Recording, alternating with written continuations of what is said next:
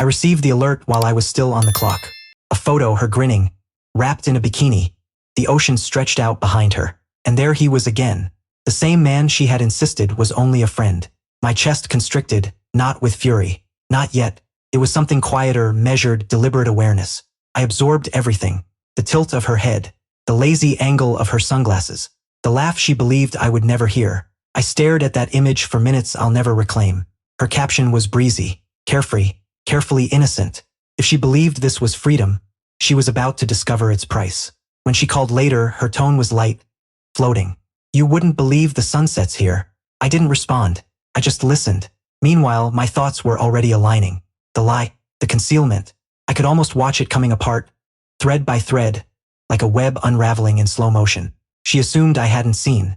She assumed forgiveness was inevitable. I had warned her once, the last time his name surfaced. If you take that trip, I'm done. She went anyway. I didn't raise my voice. I didn't issue threats. I smiled cool, distant. Inside, something darker gathered. Days went by. Another post. Another laugh. Another reminder that she believed herself untouchable. And I waited. Each night I replayed her words, her movements, the careless swipe of her fingers across her phone. I committed to memory the way she said, "I love you," while avoiding my gaze. I cataloged every promise she broke. Quietly, efficiently. I didn't need anger. Anger serves no purpose. I needed accuracy. I needed vision. By the time she came back, I had already begun arranging the board. Minor shifts, subtle notes, doors locked she never questioned, accounts she assumed were beyond my reach. I moved without noise, letting her ignorance sharpen my focus. She returned glowing, bronzed, confident, victorious. At least she thought she was. She opened the door to her apartment and stopped cold. Not because I yelled, not because anything lay in ruins, but because the reality she trusted had tilted. Something or someone was waiting inside. In that instant, the arrogance in her eyes cracked. Her body trembled as she stepped back. The smile dissolved, replaced by understanding. An understanding she had chosen to ignore. I stood there composed, silent, observing, measuring. This wasn't revenge. Not yet. This was the opening move, the mental shift. She didn't know it, but she was already caught. And I would ensure she felt every inch of the betrayal she believed had gone unnoticed. Her vacation, her laughter, her deception, all of it had guided her to this moment. And she hadn't even seen it coming. She stepped inside, eyes darting, trying to cloak her panic behind a brittle smile. "Why you moved in?" she whispered, her voice shaking like a leaf in a storm. I didn't reply. I let the silence expand, thicken, press down. Her breathing quickened. Her hands quivered. She wanted explanations. She wanted language to hide behind. But I had already spoken, in the quiet, in the gaps between her fear and her curiosity. I motioned toward the living room. A neat stack of envelopes sat on the table. She noticed them immediately. Carefully, she approached. She lifted the top one. My handwriting. She froze mid-breath.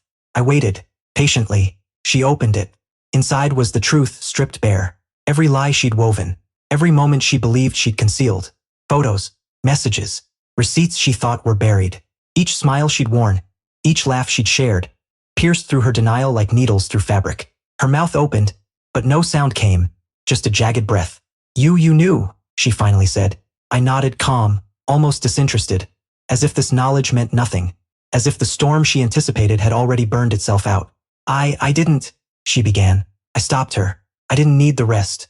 I walked to the door and removed another envelope from my pocket, sliding it onto the table. This one exposed her chosen companion, her friend, in ways she had never imagined. Evidence she believed was gone forever. Her gaze flicked between the pages, then back to me. Her knees faltered. Her fingers wrapped around her phone like it could save her. Couldn't. "You lied," she murmured, more to herself than to me. "Yes," I replied quietly. No anger, just certainty. I didn't shout. I didn't accuse. I didn't ask for justification. That collapse was hers alone. She staggered toward the door, shaking, desperate. But she didn't leave. She couldn't. Not before facing the reflection I had placed in front of her life. I watched, distant, composed. Every surge of panic, every broken breath, every failed attempt to explain it away. All of it reinforced the clarity I'd been refining for weeks. When she finally dropped onto the couch, eyes wide, something deeper than betrayal settled in. She understood then I had never been angry. I never needed to be, because power doesn't live in shouting or destruction. It lives in silence, in inevitability, in the calm, unforgiving truth. She knew she had lost, not to violence, not to rage, but to someone who saw everything, planned everything, and waited. I turned away, leaving her alone with the wreckage she'd created.